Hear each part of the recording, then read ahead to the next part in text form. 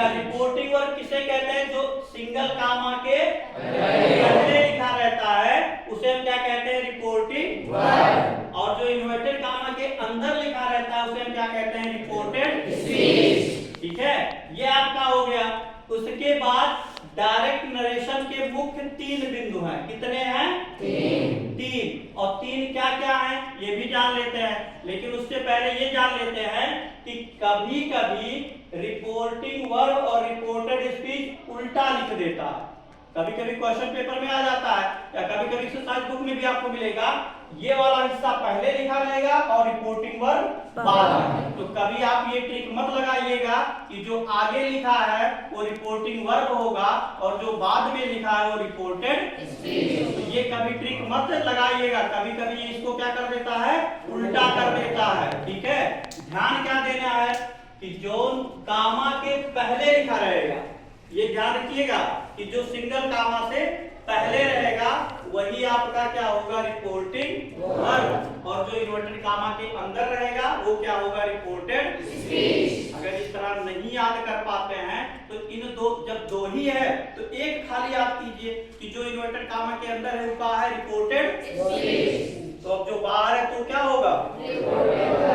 अगर आपको दोनों नहीं याद हो रहा है तो जब 2 है तो एक अगर याद करेंगे तो दूसरा ऑटोमेटिक क्या हो जाएगा? मिल जाएगा आपको ना।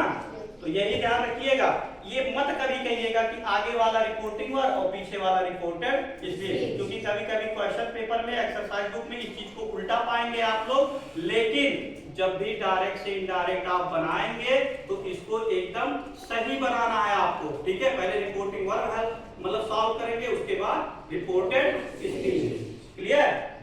अब आते हैं कि रिपोर्टेड स्पीच के कितने बिंदु होते हैं? 3। और 3 क्या क्या होते हैं ये भी जान लीजिए। 3 यही होते हैं जो हमने बताया आपको कि रिपोर्टिंग वर्ब के बाद किसका प्रयोग होता है? कामा का। रिपोर्टिंग वर्ब के बाद किसका प्रयोग होता है? कामा का। और रिपोर्टेड स्पीच को हमेशा किसमें लिखा जाता है? आप इन्वर्टेड कामा के अंदर कहिए या भीतर कहिए। ठीक है, ये 2 पॉइंट हो गए। और तीसरा, रिपोर्टेड स्पीच का जो पहला अक्षर होगा मतलब पहला शब्द होगा, उस शब्द का पहला अक्षर हमेशा क्या होता है? हमेशा क्या होता है? फिर से हमेशा क्या होता है? जब डायरेक्ट नरेशन रहेगा तो यहाँ का जो पहला शब्द रहेगा उस शब्द का जो पहला अक्षर होगा वो हमेशा क्या होता है?